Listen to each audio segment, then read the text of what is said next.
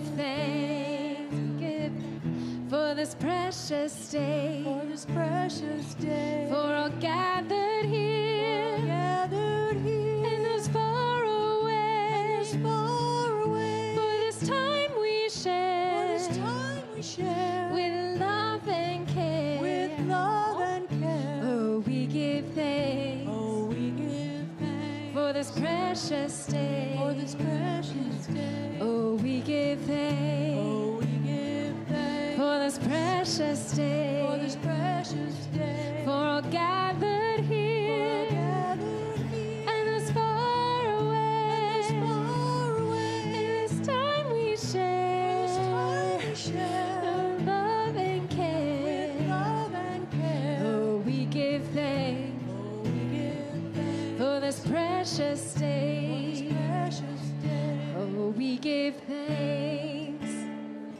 for this precious day, for all gathered here, and those far away, for this time we share, with love and care, oh, we give thanks, for this precious day.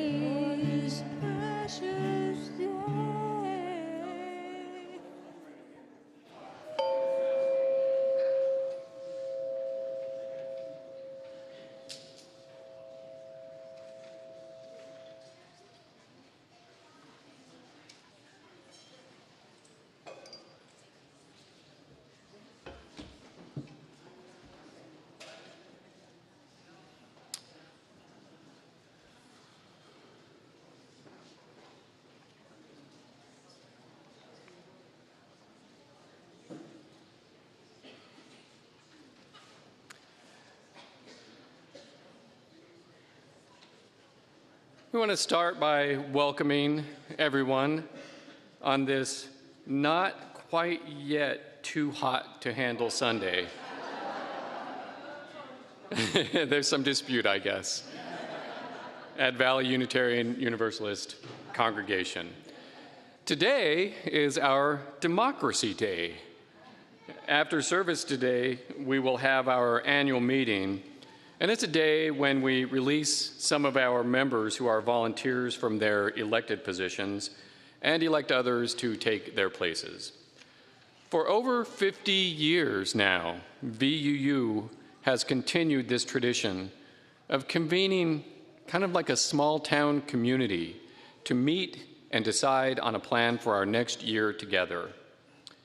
Although it can seem mundane, and if you're going to be at the meeting, there'll be times when we say, this seems mundane, we should take time today to reflect on the success that the policy of annual transitions of leadership has had for our congregation. Last year, the leadership of Central United Methodist Church in Phoenix, which is located in a beautiful building on Central Avenue, came together to take a very different vote, a vote to close due to declining membership. It had been a church for over 150 years in Arizona. Today, our congregation, which is growing and thriving, will plan for its next year. And we are all fortunate to have a place like this where we can come together in common purpose. Valley Unitarian Universalist is a welcoming congregation. In large part because it is a welcoming congregation, it is also a thriving congregation. And the reason is that VUU does not define itself by who or what it does not like. At a different church this week in Phoenix, the Dream City Church, former President Trump had his first public event after being convicted by a jury of 34 felonies. It was a different scene at Dream City. Yes. I know a lot of us are happy about that, but also not a lot of us are worried about the effect it has on our country. But after 4 years, it was a completely different scene at Dream City than what you will see here today. After 4 years of a sustained attack on democracy in the United States, the former president and his supporters at Dream City are now on the move against our judicial system. In contrast to our message each Sunday that all are welcome in our congregation, the event at Dream City was a diatribe on who is not welcome: immigrants. According to the Arizona Mirror, I didn't listen, I couldn't. The former president said, and I'm quoting, "Arizona is being turned into a dumping ground for the dungeons of the third world," adding that if he is elected, he intends to create, quote, "the largest domestic deportation operation in the history of the world." I want to repeat, at a church in our county, a fellow institution of ours in faith that says it is a Christian church, hosted someone who called Arizona a dumping ground for the dungeons of the third world. And a man was speaking those words who aspires something like Caesar or Bonaparte to do something violent and immoral on a level the world has never seen before. In contrast, our congregation welcomes and has a history of supporting and advocating those who come here to escape persecution and violence, or who see an opportunity for a better life for themselves and their loved ones. That's right.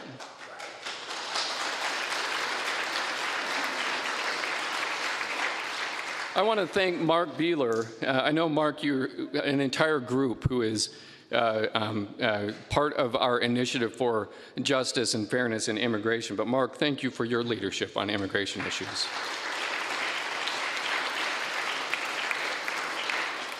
So I say to Dream City, first, what is the dream of Dream City? We are not a church, but we are a congregation.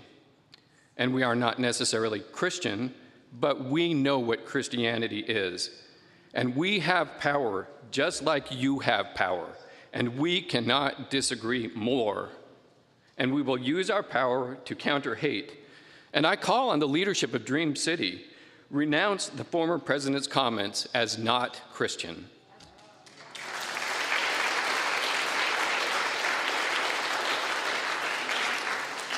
So whether you are here for the first time or have been here 1,000 different Sundays, take a moment to be present and think to yourself, I am in congregations with others who welcome me, and in return, I welcome them. My name is Joel Sanis, and I am a worship associate for today's service. I use he, him pronouns. We're taking a moment, if we could, to say hello and good morning to our friends and members online. If you can wave at the camera. We have a lot of members online today. For those of you who are online who are going to be participating virtually in our annual meeting, stay online after the service, please, and we will have instructions on how to participate. For those of you who are new, we want to make sure you are seen and that we have a chance to greet you. If you are here for the first time and you are comfortable, or if you're Patrick Wharton and you're here for a visit, please stand and say hello. Hello, everyone. Welcome. Welcome. If you are online, feel free to post your name in the chat so that you can be welcomed by our virtual community. After the service, you will see a welcome circle where you can meet some of our members and ask any questions. We also offer pastoral care, but my notes don't tell me who the in-house pastoral care associate is. Hello, thank you. And Dan Schulte is online, so thank you. If you have a need for pastoral care, you can, we have pastoral care available. I think if you have a need for pastoral care, please connect with our pastoral care associate. And Melissa Bush is here as well. Thank you. And now we will light the chalice with our chalice lighting words.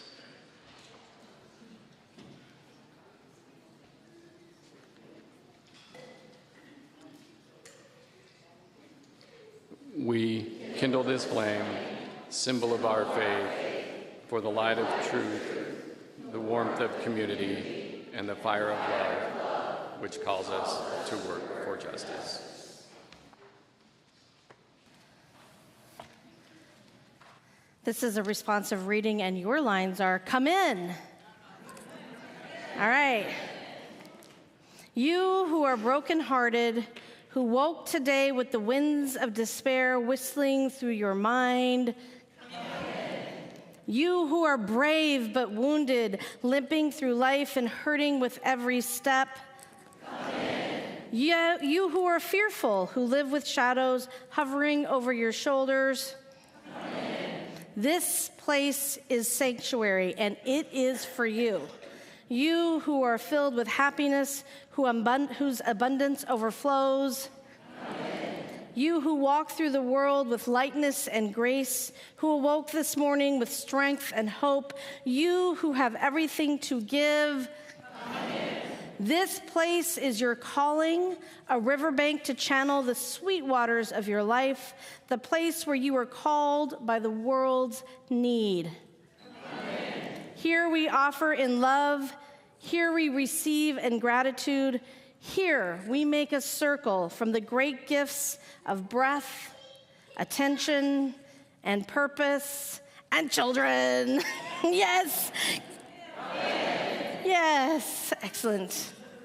Take it away. Good morning. Good morning. My name is Katie Seiferth. I'm the Director of Music Ministries. My pronouns are she, her. And we're going to sing together like a choir this morning. So we're going to start with a song that we've done a couple times. It's a song that I learned at the Association UU Music Ministries conference last year. There's another one coming up in a couple months, so be excited for some more new music coming to us. But this song came from last year's conference, and it's called Resilience. So I thought it'd be so appropriate this morning. So there is a lower voice and a higher voice. So raise your hand if you think you're a higher voice. Okay, we got some. Yes, we got enough. Okay. So we're going to start out all together, and then I'll start to sing the higher voice, and you higher voice people that raised your hand, you'll join me and just follow along, okay? So can I get that B flat again? Okay, it goes like this. Resilience, we are strong. I don't think that was a B flat. Hold on. We're going to be really high. There we go.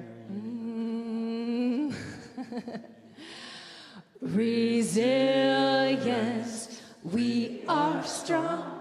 Shoulder to shoulder, keep moving on. Resilience, make a new plan. Stand up again and say, yes, we can. Resilience, let's stand. We are strong.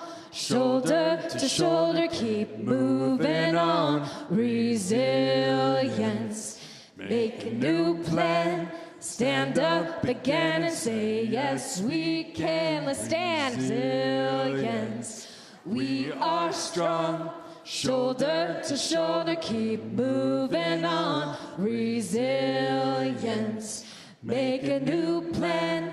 Stand up again and say, yes. Here we go, higher voices. Resilience, we are strong. Shoulder to shoulder, keep moving on. Resilience, make a new plan. Stand up again and say, yes, we can. Resilience, we are strong. Shoulder to shoulder, keep moving on. Resilience, make a new plan. Stand up again and say, yes, we now just their voices. Resilience, we are strong. Shoulder to shoulder, keep moving on. Resilience, make a new plan. Stand up again and say, yes, we can. Resilience, we are strong. Come on, keep going. Yes, we are strong. We had to end with that line. Thank you. You may be seated.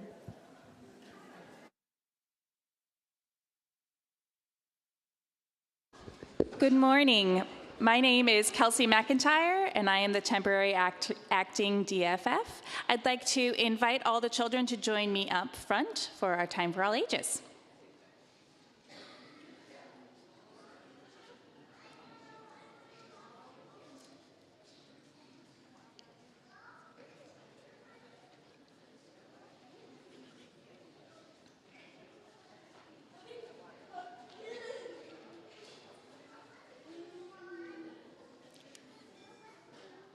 So the adults are going to be talking about renewing commitments today.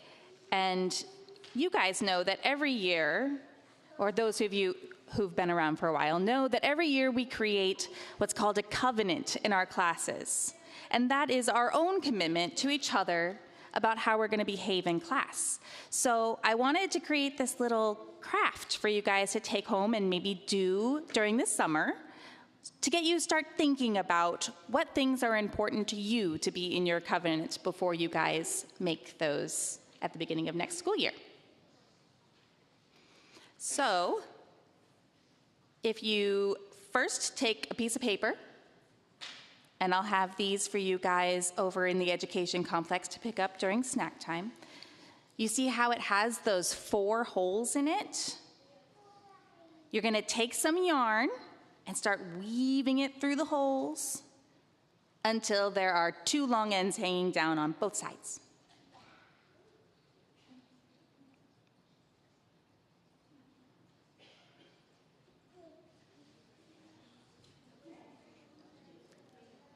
Can we go to the next slide, please? Wonderful. And then one more slide. Just like that. Next, you're going to write a few things that are important. Maybe you need a parent to help you write. That's fine. I wrote being present in the moment, open-minded, respectful, and kind, because those things are very important to me. And then you're going to weave those little circles on your yarn so they hang down kind of like a mobile. Do you guys know what a mobile is? Just like that. And then you can color it and decorate it. Maybe you have some stickers at home or crayons or colored pencils. And then once you're done thinking about it, you can come back and bring those wonderful ideas to your classes and everybody can talk about what they made.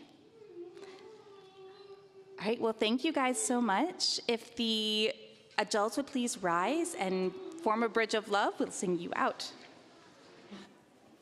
We're going to sing Go Now in Peace from our hymnal. And there's a couple ways to sing that. There's a lyric that says, may the love of God surround you. That is the composer's lyrics. But we invite you to use whatever word works for you. If that's all, may the love of all, or may the love of Spirit.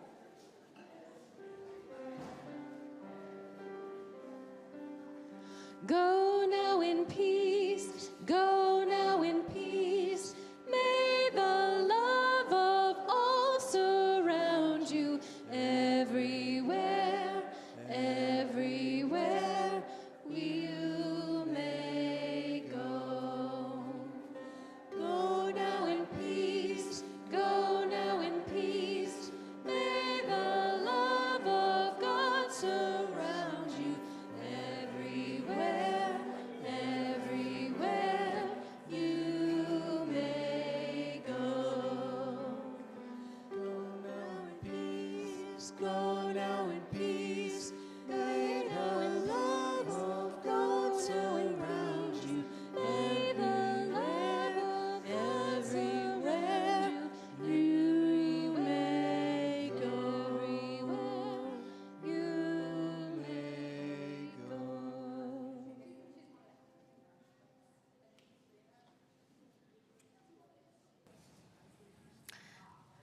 I'm going to invite you to take a time of centering, a moment to check in with your own heart and your own mind and see what's going on. What's feeling turbulent? Maybe there's some grief in your heart. One of the metaphors we used when we were doing the spirituality of conflict work was noticing who was on your bus. So maybe your bus has somebody who's grieving on it, somebody who's partying, somebody who's sleeping, somebody who's struggling to sit still, somebody who's giving you directions on how to drive. Some of us were learning how to tell those parts of ourselves to get off the bus. We didn't have to be polite because it was in our own brain and our own bus. But just notice what's happening in your own body and your own spirit. I bring you these words from Denise Levertov.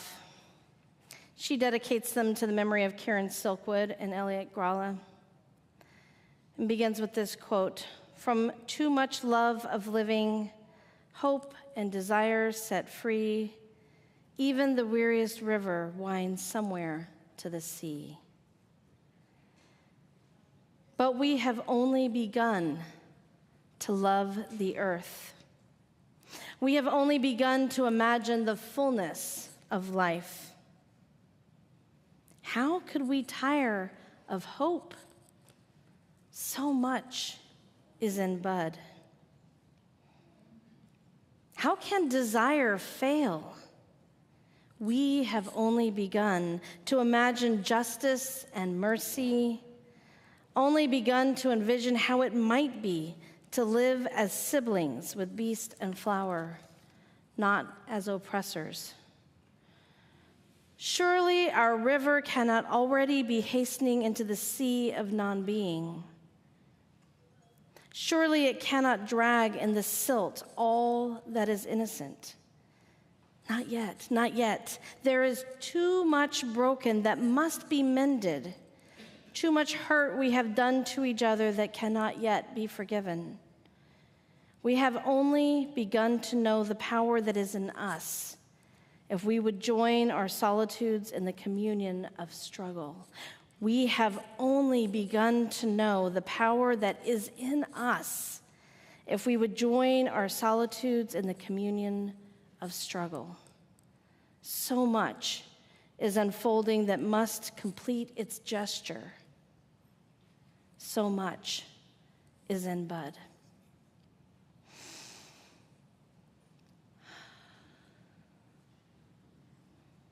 And I invite you, if you need a little ritual this morning, if you might want to light a candle for what you noticed was on your bus or what was in your heart. Maybe it's a candle of celebration or grief, of hope, possibility. If you want to leave a note for our pastoral care in the book, or add water to our fountain, which is the living water of this congregation. Some of us like to hold something solid, and there are stones up there if there's something you want to hold or place in sand. And of course, it is fine for you to sit where you are, to breathe in and out, to notice the ground underneath your feet, the person sitting next to you or behind you or in front of you, to rest your eyes or to look around. Whatever you need to be fully present in this moment with these people and what is in your heart.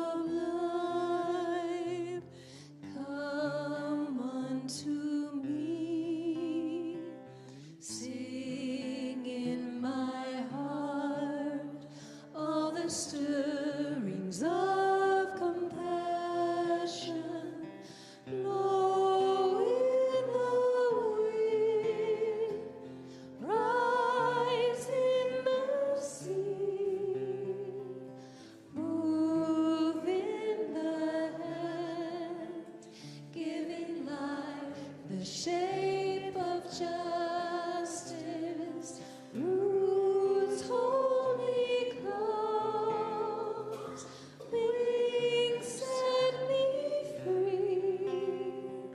Spirit of life, come to me, come to me. Spirit of life, come unto me. Sing in my heart all the stirrings of compassion.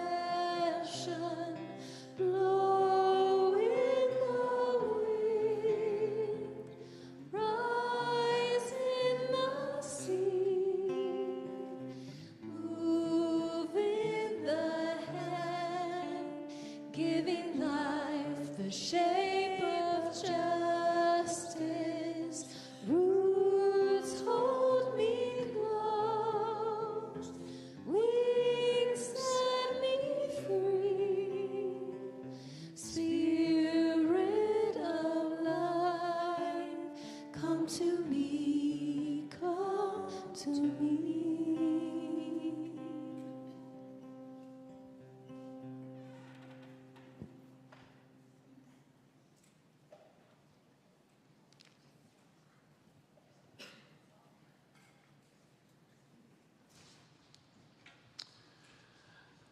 So this section of the service is what we call a worship associate reflection to tie into the sermon.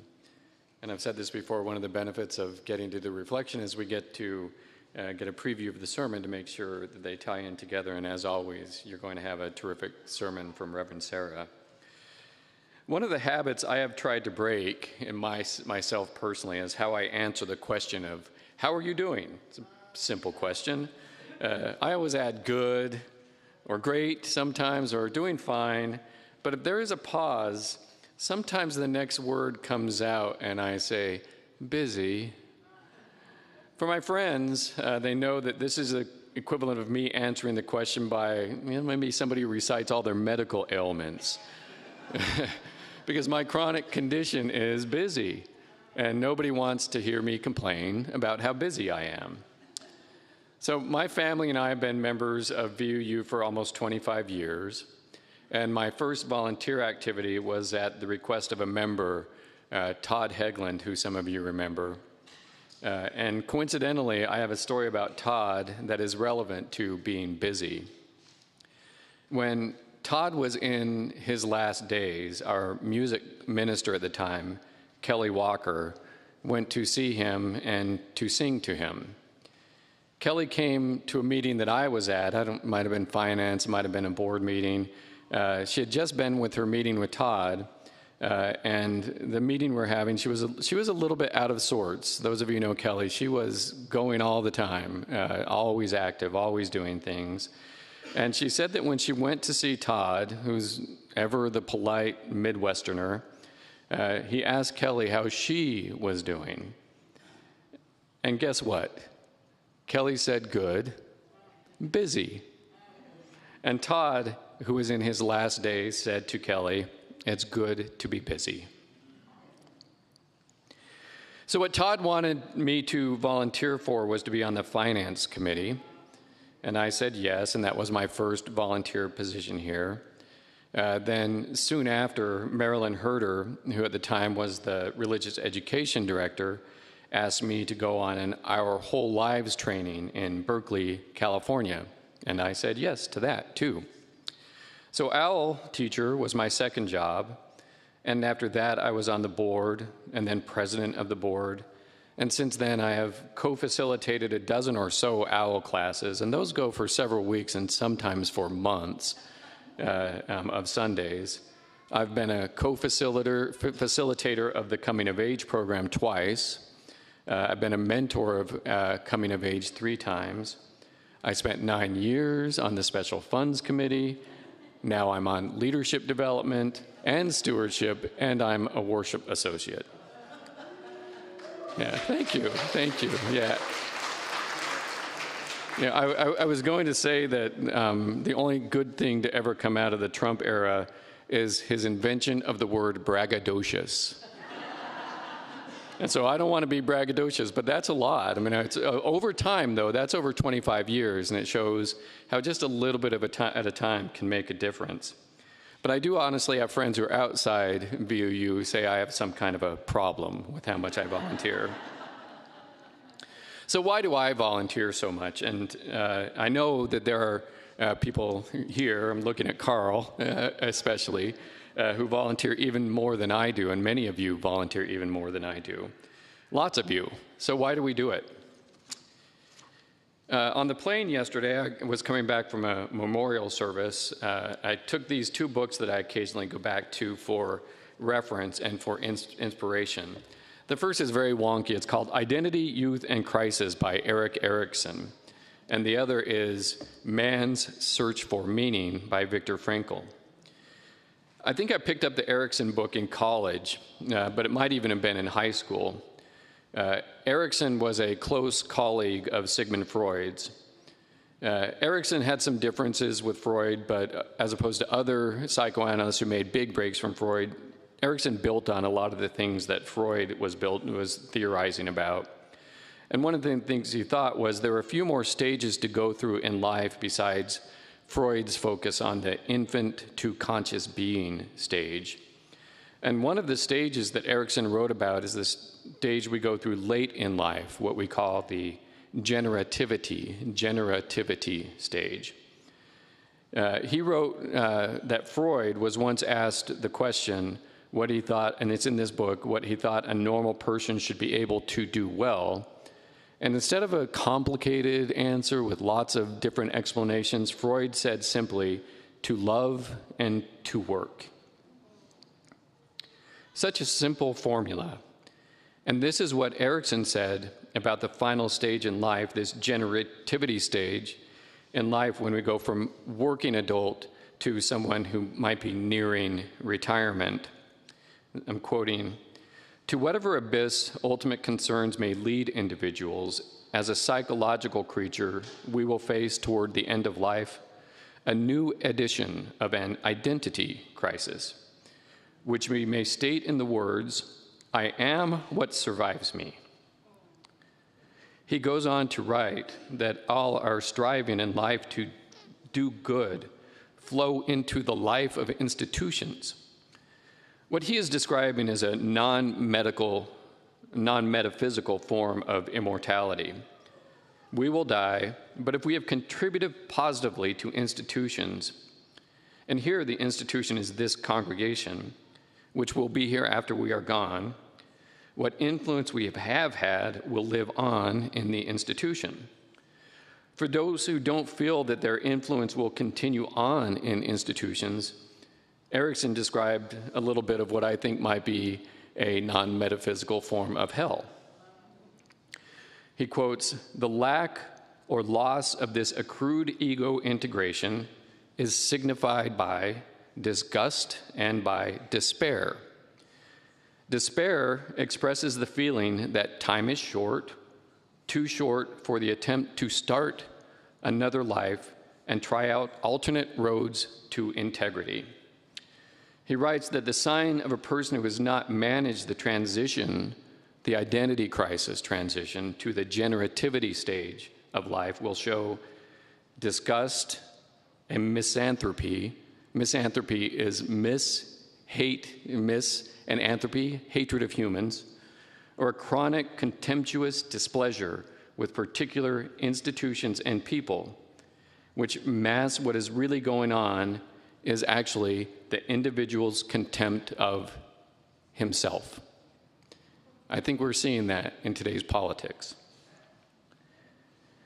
As I said, I picked up this book in either high school or early college, and I honestly think part of the reason I have developed the habit of volunteering was because those words hit me at the time, and I was like, I'm not going there.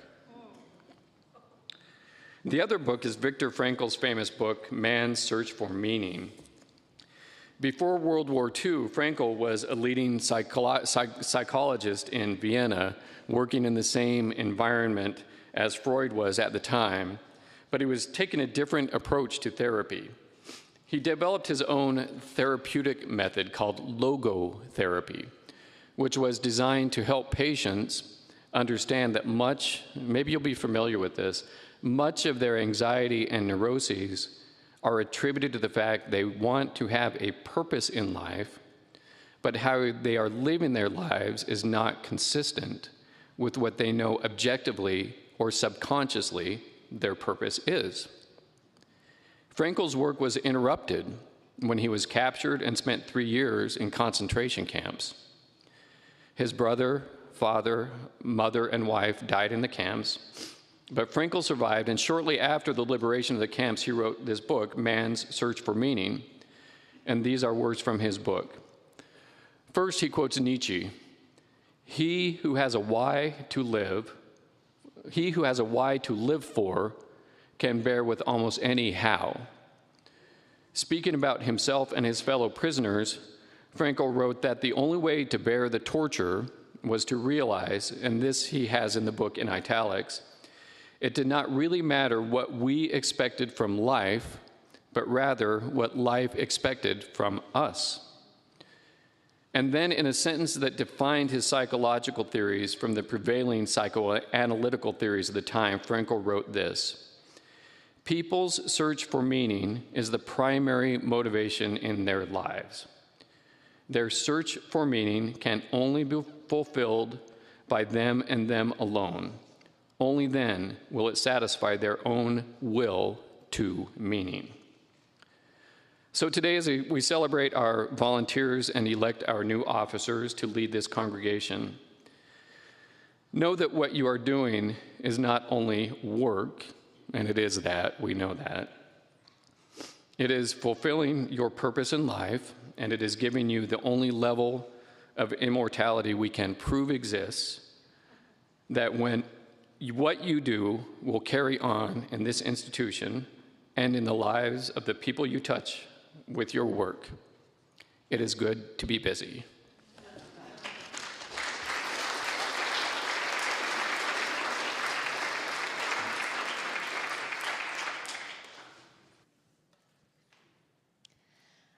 I am saying thank you. I am saying thank you. I am saying thank you. Thank you is my practice. Please join in singing if you're able. I am saying thank you. I am saying thank you. I am saying thank you. Thank you is my practice.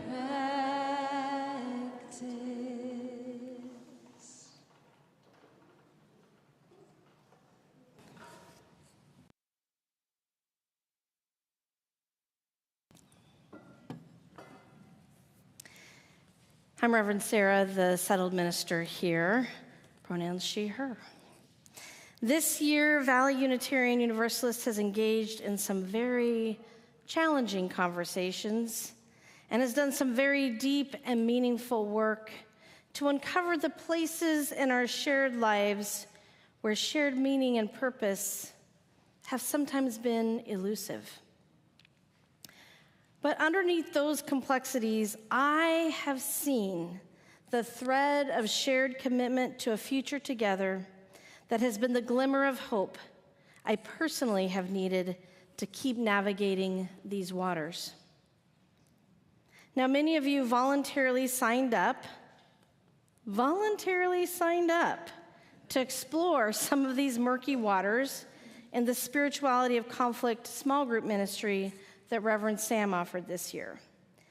And many of you participated in the music program's dive into the depths of conflict with the transformative community conferencing program that Reverend Sam also facilitated quite recently.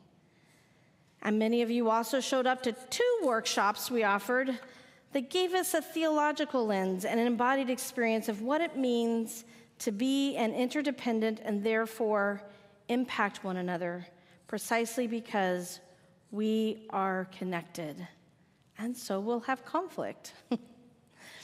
And over the course of the year, we deepened our commitment to the work of Valley Interfaith Project, navigating a political landscape of interlocking cities in a vast metro area where housing shortages and mental health crises and neighborhood safety issues are a swirling eddy, becoming a dangerous whirlpool. And these currents are sucking many of our neighbors underwater. But so many of you have joined this collaborative model for change and have talked with elected leaders, attended meetings, and coaxed change and policies and attitudes. Many of you have also been exploring what it means to walk with, to accompany immigrants in our communities who are struggling to find work, to educate children, to maneuver court systems and healthcare systems and the complexities of American life. You've tutored children, befriended families, gathered the supplies needed for everyday life, and shared your abundance. If it's hard to live in this country for those of us who were already here, it's even harder for those who have arrived desperate for safety, opportunity, and hope.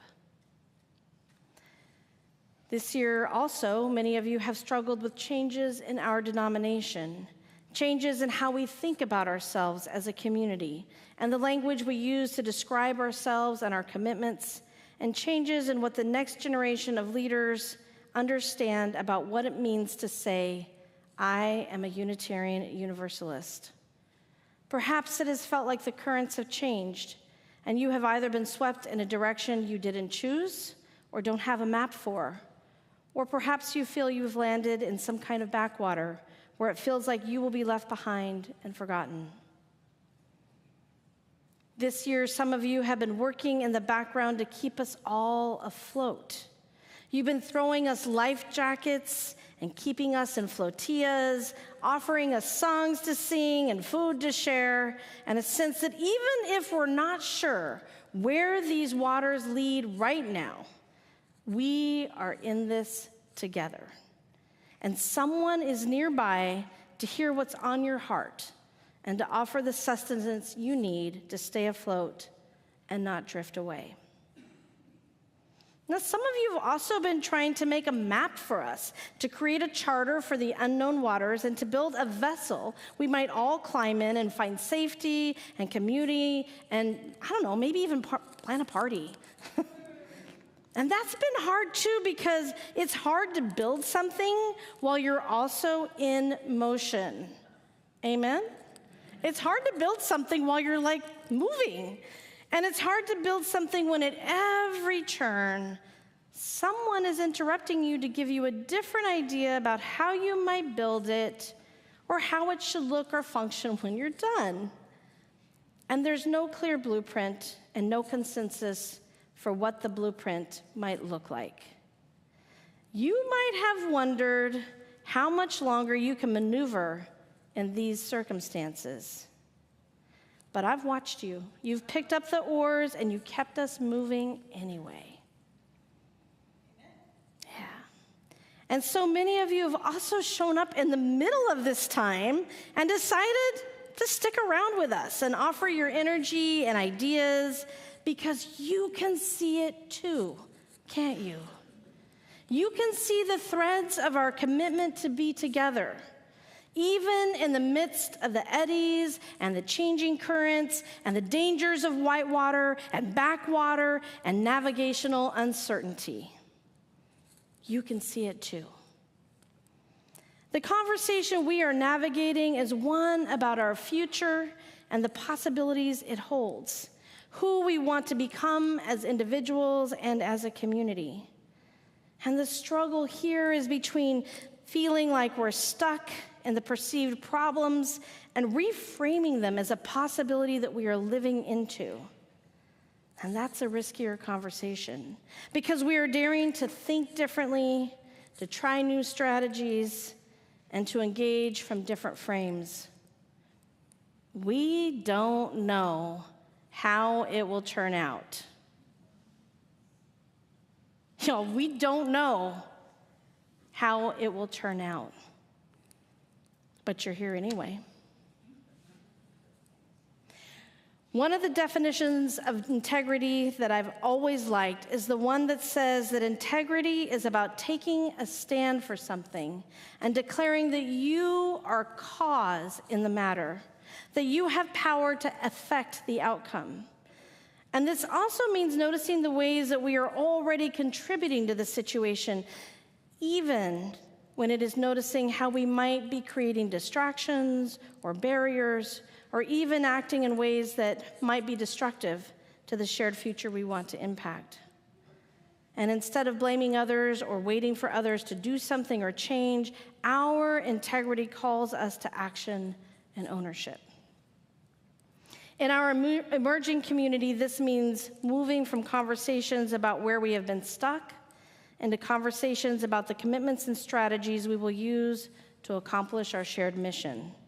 Whether it's about how we will care for our building, raise money or sustain resources, listen to each other or communicate more effectively. Peter Steinke says that your responsible and enlightened behavior will influence the situation more than any other action.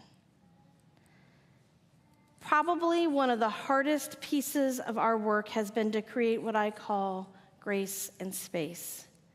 This means that we create space for each other to discern our own paths, to say no to things that don't seem to be a good fit or use of our resources, and to make mistakes. Giving each other grace means I assume your best intentions and you mine, and I forgive you when you fall short, and you forgive me, and we have a chance to change course together. It also means giving people time to sort out our competing values and needs and to make the choices that are best, even when it means we might need to let go of an idea that ultimately we need to discern where the stretch is for us, where we need space and grace to figure out what direction we are going and where we can offer that to someone else. This is about learning to differentiate in a healthy way. Peter Steinke says that differentiation is a process that takes place in relationships.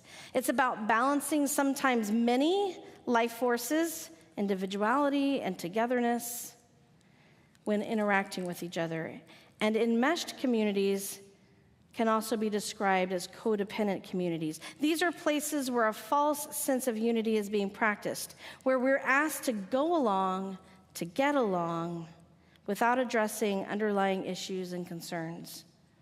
A healthy community has the capacity to stop and listen and consider, to allow different ideas to be heard and different strategies to be tried, and to allow individuals to discern their own contributions and needs.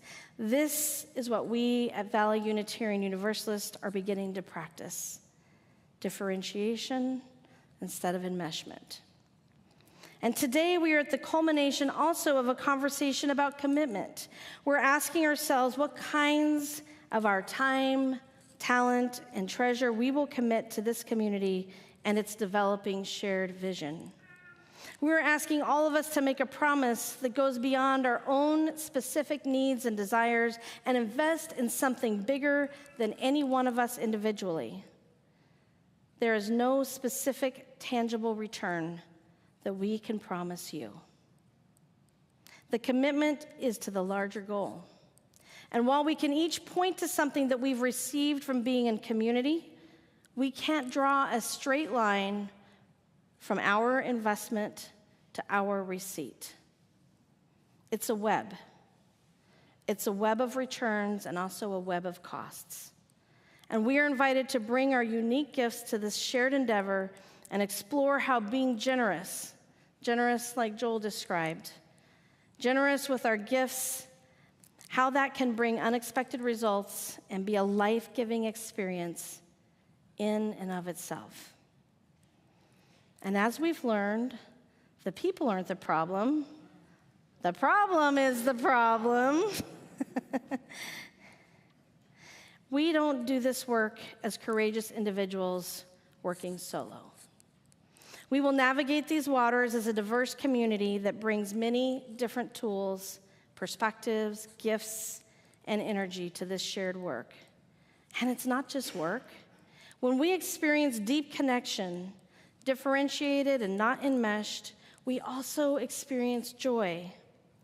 When something rings of truth, Margaret Wheatley says we feel hope. But she says that the cure for despair is not hope. It's discovering what we want to do about something we care about. That sounds a lot like Viktor Frankl to me. When we draw the circle wide, we're inviting diversity. And when we remind ourselves that no one stands alone and that we are not inviting enmeshment, but acknowledging a core reality of interdependence. Now, as Valley UU member Beverly McCormick loves to remind us, we started out meeting in a pizza parlor. That's right, a pizza parlor. This is the third campus this congregation has called home. And you've had many missteps, arguments, agreements, celebrations, and successes along the way. This year, we've been learning something new that will change how we manage the currents we're facing. We're learning how to notice when we don't have a shared reality and how to open up to these differences and understand why they exist before deciding how to move forward, rather than letting some of us define for all of us what reality is or could be. And this requires all of us to have skin in the game, to be engaged, to be connected, to be willing to pick up an oar and willing to open our ears. There are so many stories I've heard from all of you about how you have lived and shared, and many more are still being created that point to your willingness to say yes. I heard that Joel said yes a lot of times. You don't always have to say yes, but I heard that he said yes a lot of times. And to move beyond arguments, to take risks together and to speak truth. What stories will we be telling in 10 years about the community we are building together today and this year? We can be wise together if we can commit to being in deeper conversation with one another. Where will our collective wisdom take us? Where do you want to go? I hope that our shared future helps us to live into the wisdom of elderhood and the clarity of new visions and ideas. I hope we can find that we can listen longer and with more openness and acknowledge each other without demanding punishment or denying injury. I hope we can remember a moment when someone else inspired us and use that memory to try something that is uncomfortable and hard, to be vulnerable when we most want to be armored. The decisions we could make from those places would be decisions made to live our dreams rather than let go of them.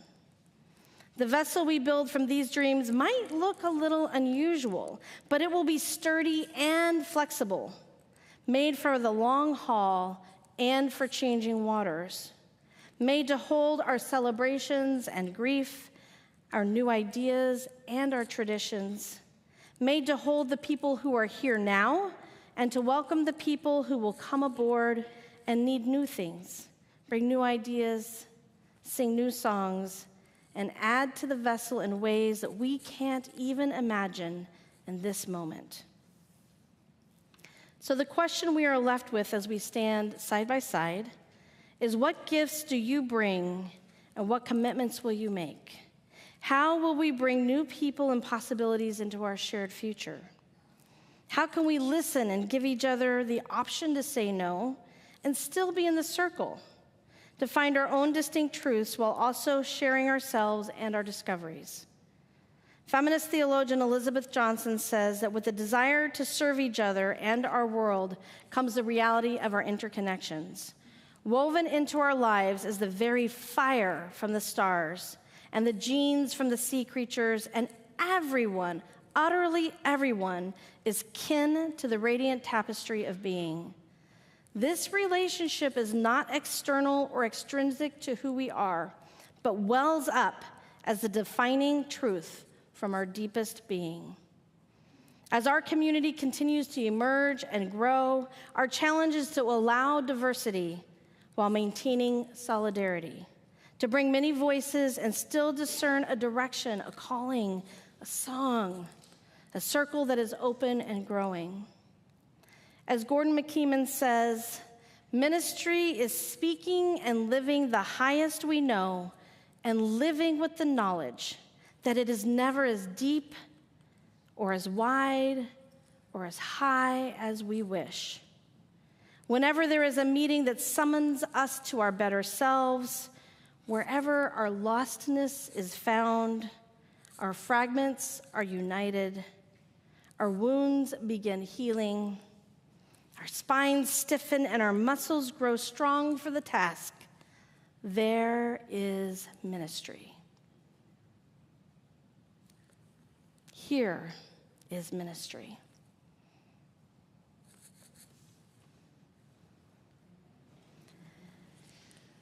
I am saying thank you. I am saying thank you. I am saying thank you. Thank you is my practice.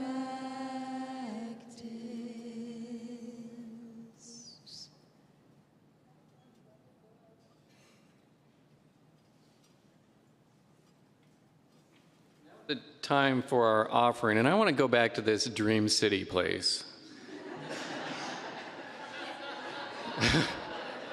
I looked, I told you I couldn't watch a video, but I looked at Dream City. What a beautiful area they get to be in. We have a beautiful area as well, but it's huge. They've got an amphitheater. They had enough room that they could host the president. It's a mega church. So when Sarah says, where do we want to go? Where I think we want to go is we want to be a liberal, progressive, mega congregation someday. We know they got there because they likely have donors who had the ability to contribute tens of thousands, hundreds of thousands, perhaps millions of dollars for them to get to that location. We've had some amazing large dollar donors to our congregation, but no $1 million donors yet. I am in stewardship, so if anybody has that, just see me, please. But in the meantime, we are small, but we are mighty, and we are not afraid of Goliath, because justice is our rock, and commitment is our sling. We'll take up the offering.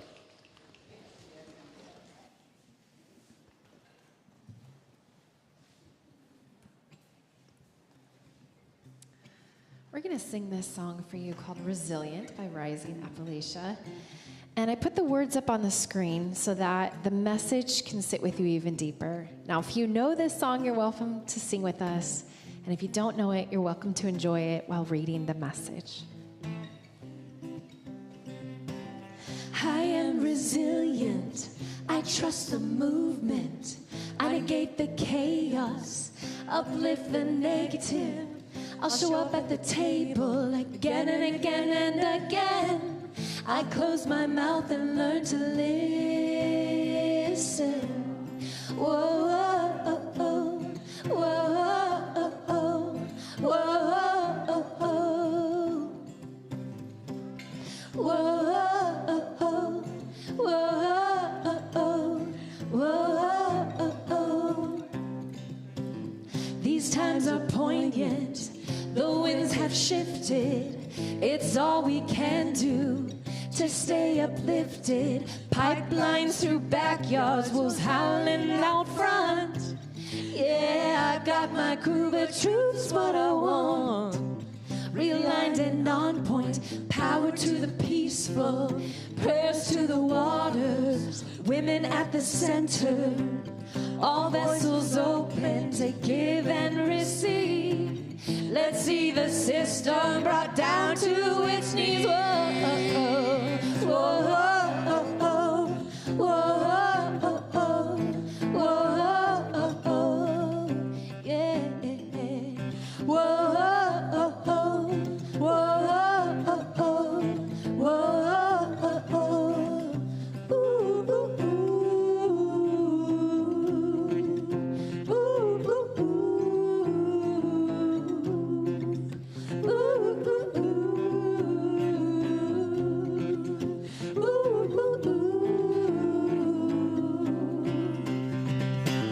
I'm made of thunder, I'm made of lightning, I'm made of dirt, yeah, made of the fine things. My father taught me that I'm a speck of dust, and this world was made for me, so let's go and try our luck. I got my roots down, down, down, down, down, down, down, down, down deep. I got my roots down, down, down, down, down, down, down, down, down, down, down deep. I got my roots down, down, down deep. I got my roots down, down, down deep. So what are we doing here? What has been done? What are you gonna do about it when the world comes undone? My voice feels tiny, and I'm sure so does yours. Put us all together, make a mighty roar.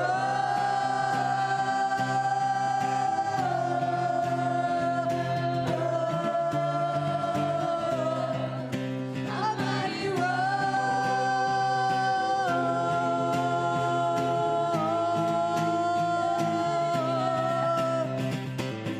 I am resilient, I trust the movement, I negate the chaos, uplift the negative.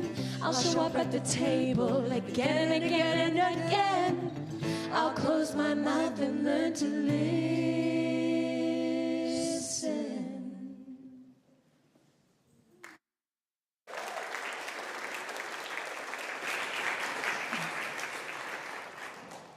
So today we mark the turning of a season, and this afternoon we will mark it with the election of new leaders and our annual business meeting with a new budget. And right now, in this moment, we mark it with a celebration of outgoing leaders and of all the volunteer time you all have put in. And so I want to invite anyone who is leaving a position of leadership, you're stepping off of the board, you're stepping out of a committee chairmanship, or you're making a change. If you are in that case, please come forward and stand up here with me. Anybody who's leaving a position or changing a position. Come on, come on, come on.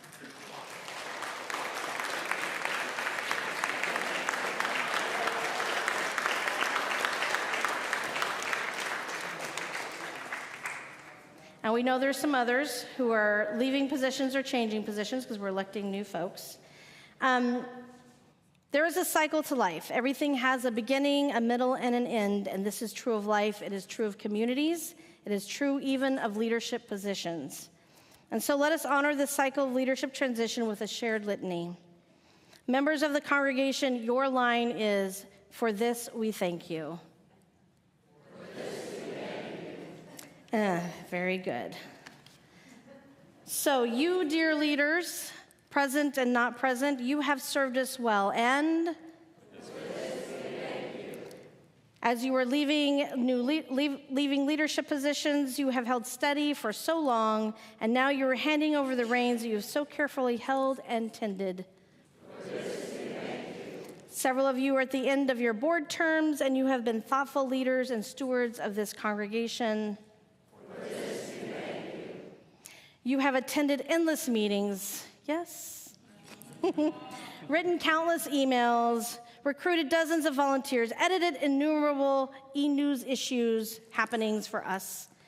You have brought a spirit of dedication, love, and a deep abiding faith in the growing, evolving spiritual community that is this Valley Unitarian Universalist congregation. By your service, you have helped nurture and meet our needs for personal spiritual growth, inspirational worship, and mutually caring community. You have helped us devote ourselves to religious learning for all ages. We have folks who are teaching, volunteering in many different ways that are moving out of those positions. You've helped us embrace human diversity by welcoming individuals and families of all kinds, and in the next month or so, as you are ending these commitments, each ending also has a new beginning. The beginning of a new role, perhaps. The beginning of a time when you can simply be here in worship and community. The beginning of a time of renewal. We trust that you will find the right way to nurture your spirit and serve this community. So, to all of you sitting in the pews, you too have opportunities for endings and beginnings. Pews, chairs, whatever. May this litany serve as a reminder that we all have the ability and obligation to say yes to the service of this community, and also to say yes to stepping down after a time, even if it seems there is no one else to take your place. May each of you here accept an invitation to say yes to an opportunity for service, yes to an opportunity to nurture your spirit, and perhaps yes to an ending of your own. We trust that you will find the right way to nurture your spirit and serve this community. And thank you. Standing up for you too.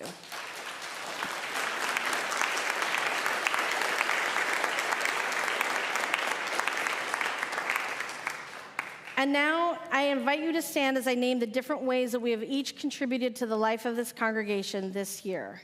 So to stand and remain standing. For folks who've helped make coffee and set out refreshments on Sundays. Folks who've helped, okay, don't clap yet, just stand. Folks who've helped set up the sanctuary for Sunday services. Folks who've volunteered in the tech booth. Folks who have led faith formation classes or assisted in classrooms with youth and children. If you've led or assisted with OWL classes. If you've mentored youth or helped us take youth on trips. If you've worked in the garden. If you've helped lead worship services as an associate or leader. If you've helped count money in an offering plate or helped pass the plate. If you've helped clean up after services or set up for iHelp or made food for them. If you've helped with a memorial service by setting up, bringing refreshments, cleaning up, or leading the service with words or music. If you've led or served on a committee. If you've served in an elected position for the board this year, the LDC or the special funds this year. If you've helped with a special event this year. If you've volunteered with a partner organization. If you've helped other members out in a time of need. If you've shown up to help clean or fix something on our campus. If you've attended a fund event or offered to host one. If you've given any money at all to this organization. If you've participated in other small group ministries or social activities. If you participated in the work with Reverend Sam. If you've led or made music for our shared time together, even if you just sang today. If you've done anything at all for anyone in the name of creating community here at VUU, for all of you and for all of us, look around the room at each of us as we give thanks together by saying, "For this we thank you."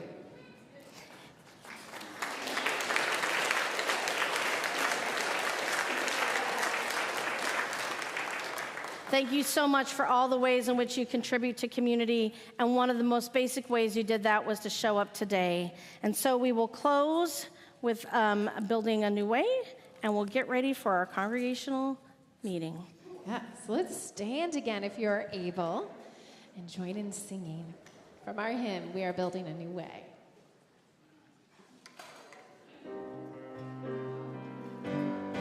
We are building a new way. We are building a new way. We are building a new way, feeling stronger every day. We are building a new way. We are working to be free. We are working to be free. We are working to be free. Hate and greed and jealousy. We are working to be free. We can feed our every need. We can feed our every need. We can feed our every need. Start with love, that is the seed. We can feed our every need. Peace and freedom is our cry. Peace and freedom is our cry. Peace and freedom is our cry. Without these, the world will die. Peace and freedom is our cry.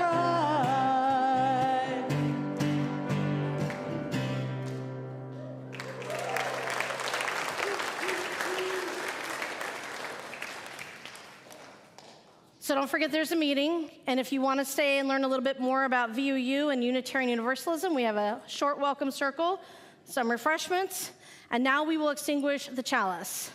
Though we extinguish the chalice, our connection to each other and this community remains.